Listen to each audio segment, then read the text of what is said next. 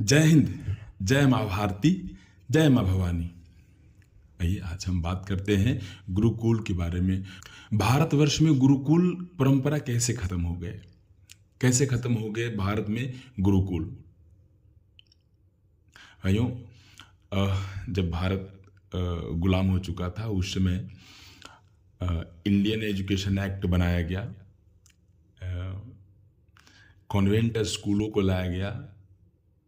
Indian education act बनाने का उद्देश्य जो था अंग्रेजों का वो ये था कि शिक्षा नीति में सुधार करना, सरल बनाना, ताकि देश विदेश के विज्ञानों को समझ पाएं। ये उसकी मतलब चाल थी। इसके पीछे का जो रहस्य था आज आपको समझ में आएगा। इंडियन एजुकेशन एक्ट जो बनाया गया, इसका जो ड्राफ्टिंग लॉर्ड मैकॉले ने की थी। लेकिन आपको पता है इंडियन एजुकेशन एक्ट आने के पहले लॉर्ड मैकॉले ने भारत की शिक्षा व्यवस्था का सर्वेक्षण किया था। खूब वो स्वयं घूम को अंग्रेज, बहुत सारे अन्य अंग्रेज अधिकारी को तो लगाया ही लगाया था, पर उसने स्वयं भारत भ्रमण किया था और यहाँ की गुरुकुल परंपरा को, यहाँ की गुरुकुल शिक्षा व्यवस्था को देख करके वो दंग रह गया। अंग्रेज अधिकारी G.W. लिटनर और दूसरा थॉमस मुनरो को लॉर्ड मैकॉले ने सर्वे करने के लिए उत्तर भारत और दक्षिण भारत में भेजा। भाइयों, आप आश्चर्यचकित होंगे कि लिटनर ने जो उत्तर भारत का सर्वे किया था वो एक रिपोर्ट में लिखता है कि यहाँ 97% साक्षरता है। और मुनरो जो दक्षिण भारत का भ्रमण किया था, दक्षिण भारत का सर्वे किया था, गुरुकुलों का सर्वे किया था, तो उसने अपने रिपोर्ट में लिखता है कि यहां का साक्षरता 100% है।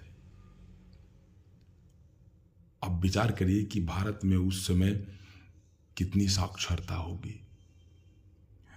और इंडियन एजुकेशन एक्ट ला करके हमें अपनी शिक्षा नीति में सुधार करने की कोशिश किया। सुधार करने के नाम पर उसने क्या किया, आप आगे सुनिए। लॉर्ड मैकॉले कहता है, उसका स्पष्ट रूप से कहना था, भारत को हमेशा हमेशा के लिए अगर गुलाम बनाना है तो इसकी देशी और सांस्कृतिक शिक्षा व्यवस्था को पूरी तरीके से ध्वस्त करना होगा। और वो जानता था कि ये चीज गुरुकुल में ही मिलता है।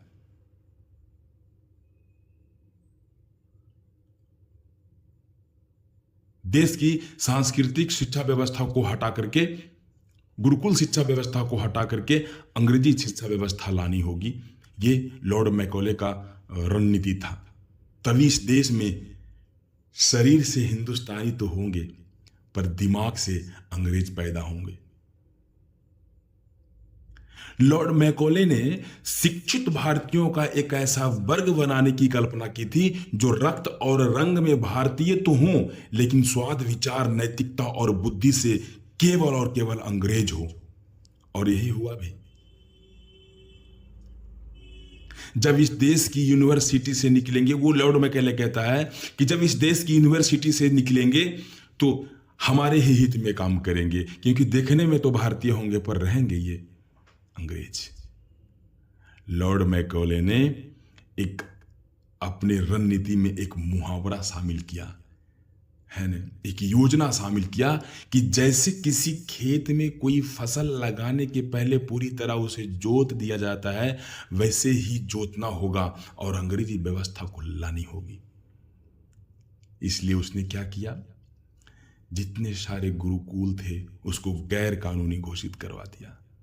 जब गुरुकुल गैर कानूनी हो गए तो उनको मिलने वाली सहायता जो समाज के द्वारा मिलता था वो खत्म हो गई, उसे गैर कानूनी हो गई। फिर संस्कृत को गैर कानूनी घोषित कर दिया। क्यों? क्योंकि ये देवभाषा थी, यहाँ के भाषा में ही संस्कृति झलकती थी। उस संस्कृत भाषा को उसने गैर कानूनी घोषित करवा दिया और देश के गुरुकुलों में घूम घूम करके गुरुकुल को खत्म कर दिया, उसमें आग लगा दी। वहां पढ़ रहे, वहां पढ़ा रहे गुरुओं को हत्याएं करा दी, मारा, पीटा, धमकाया, जेल में डाल दिया। भाइयों 150-200 साल पहले अगर आप जाएंगे, जिसे अब हम भारत के असली इतिहास को जो हमें बताया नहीं जाता है, भाइयों हमें विचार करने की बात है। हजारों साल पहले जो नालंदा जो ज्ञान की भूमि थी, जो अभी उसका प्रमाण है, आप तो बहुत सारे गुरुकुल का प्रमाण नहीं दिखता होगा आपको, चलिए ठीक है, एक नालंदा विश्वविद्यालय वो तो दिख रहा है। आज नालंदा विश्वविद्यालय का इतिहास को अगर हम पढ़ते हैं तो सिर्फ 4-5 पंक्तियों में नालंदा विश्वविद्यालय का इतिहास को समाप्त कर देते हैं, जबकि वो नालंदा विश्वविद्यालय जहाँ पर देश और विदेश के लोग आकर के पहला आवासीय विश्वविद्यालय था और लोग आकर के पढ़ा करते थे, उस विश्वविद्यालय की इतिहास को 2-3 पंक्तियों में 5 पंक्तियों में समाप्त कर दिया।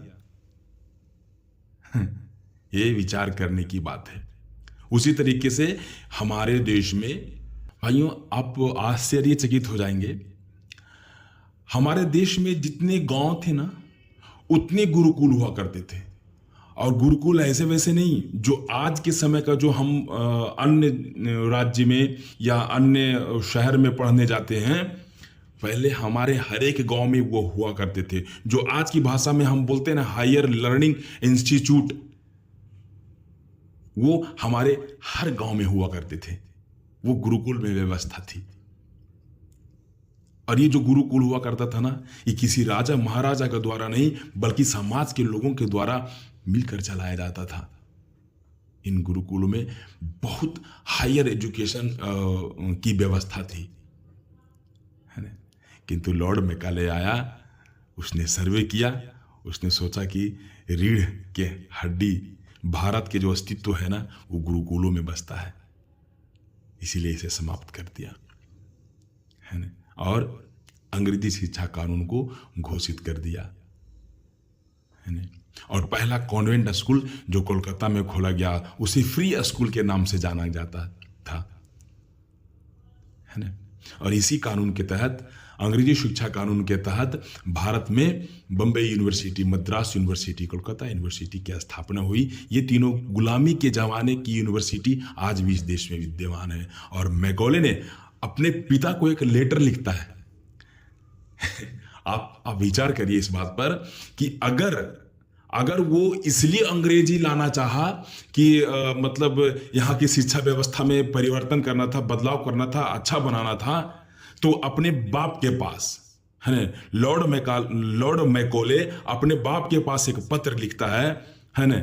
और उसमें लिखता है कि इन कॉन्वेंट स्कूलों से ऐसे बच्चे निकलेंगे जो देखने में तो भारतीय होंगे लेकिन दिमाग से अंग्रेज होंगे, और इन्हें अपने देश के बारे में, अपनी संस्कृति के बारे में, अपने महापुरुषों के बारे में, अपने ऋषि परंपराओं के बारे में इसे कुछ पता नहीं होगा। एक इतिहास को समाप्त कर दिया, है ना। और वो यह बात भी लिखता है कि जब ऐसे बच्चे अंग्रेजी शिक्षा व्यवस्था को पढ़ेंगे, उसमें ढलेंगे, है ना, तो भले हम यहां से चले जाएं। वो अपने पिता के पास ये बात बोल रहा है कि भले यहां से हम चले जाएं लेकिन हमारी व्यवस्था नहीं जाएगी, हमारी अंग्रेजी व्यवस्था नहीं जाएगी। मतलब अंग्रेज तो चले जाएंगे पर अंग्रेजियत नहीं जाएगी।